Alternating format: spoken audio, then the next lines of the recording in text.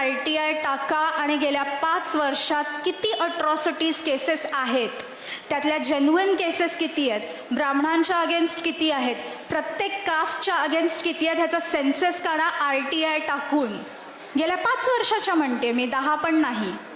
कारण हे अख्खं रॅकेट आहे ज्याच्याबद्दल तुम्हाला कल्पना आहे का? कोणालाच कल्पना नाही आहे. आकडेच सांगते आता.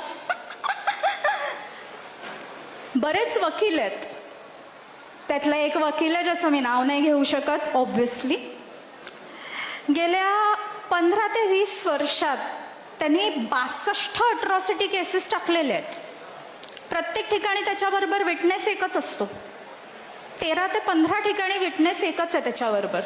त्यांनी रिसेंट जी अट्रॉसिटी केस टाकलेली आहे ती दादर स्टेशनच्या एका TC वरती टाकली आहे, मुंबई लोकल दादर स्टेशन. का? तिकीट नव्हतं, लोकलने फिरत होता, TCने थांबवलं. TC म्हणाला तिकीट दाखव, नाही आहे तिकीट, फाईन भरा. सरळ आहे ना, तिकीट नाही आहे तू फाईन भर. ह्यानं अट्रॉसिटी टाकली. माझी जात बघून ह्यानी मला अडवलं आणि फाईन मागितली आहे. त्या TCलाच जावं लागतंय कोर्टात. हा साईड बिझनेस चालू आहे, हे रॅकेट आहे. आणि हे एवढं मोठं जर रॅकेट आहे, हा एक झाला, हा एक वकील आहे, असे अनेक वकील. परळीमध्ये केतकी चितळेला बोलून ब्राह्मण ऐक्य परिषद भरवली आणि या परिषदेमध्ये दलितांना टार्गेट करण्यात आलं. अनुसूचित जाती जमातीच्या अट्रॉसिटी ऍक्टला टार्गेट करण्यात आलं. दलितांना हिणवण्यात आलं. कसा वापर आम्ही करतोय, कसे आम्ही हीन आहोत याबद्दल भाषणं झाली. या सगळ्या परिषदेची चौकशी तात्काळ बीड जिल्ह्याच्या पोलीस अधीक्षकांनी करावी आणि असं ब्राह्मण ऐक्य परिषद भरवणाऱ्या आयोजकाला आणि त्या बाईला तात्काळ जेलमध्ये टाकावं.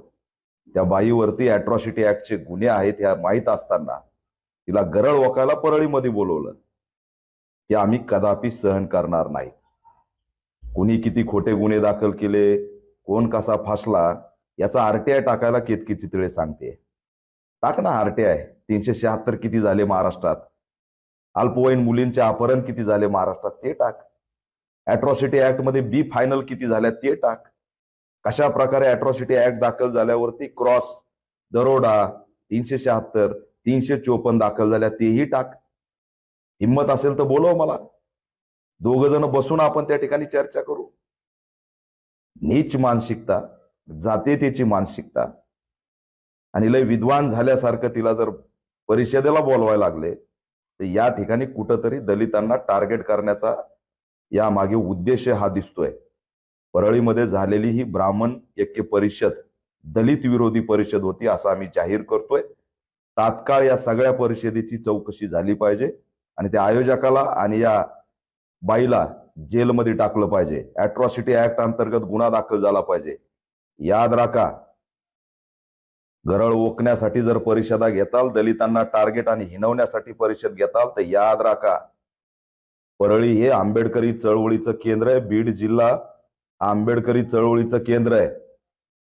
त्या आयोजकांनी जर तात्काळ माफी मागितली नाही तर परळीमध्येच अट्रॉसिटी ऍक्ट आणखी कडक करावा आणि दलित ऐक्य परिषद काय असते ते घेऊन दाखवल्याशिवाय राहणार नाही हा इशारा देतोय. तात्काळ परळीच्या हद्दीतील DYSPनी याची दखल घ्यावी आणि हे जे आयोजक आहे त्यांना बोलून घ्यावं. या बाईला महाराष्ट्रात फिरण्यापासून बंदी घालावी. जातीयता पेरत निघालेली महाराष्ट्रातला कायदा व सुव्यवस्था एक दिवशी बिघडवल्याशिवाय राहणार नाही. हिच्या तोंडात सातत्याने दलितांच्या विरोधातली गरळ असते. त्याच्यामुळे प्रतिबंधात्मक कारवाई सुद्धा हिच्यावरती झाली पाहिजे आणि ऐकत नसेल तर मोकासारखा गुन्हा दाखल करून जेलमध्ये टाकलं पाहिजे. हजारो वर्ष झालं तरी सडलेल्या मेंदूचा सडलेला घाण वास जातीयतेचा जात नाहीये. दुर्दैव आहे, हा मनुवाद आहे आणि या विरोधात आम्ही लढल्याशिवाय शांत बसणार नाही. पोलीस अधीक्षकांनी व्हायरल होत असलेल्या त्या बाईच्या व्हिडिओची दखल घ्यावी आणि दलितांना हिणवणाऱ्या या परिषदेवरती कारवाई करावी अशी ऑल इंडिया पॅंथर सेनेची मागणी.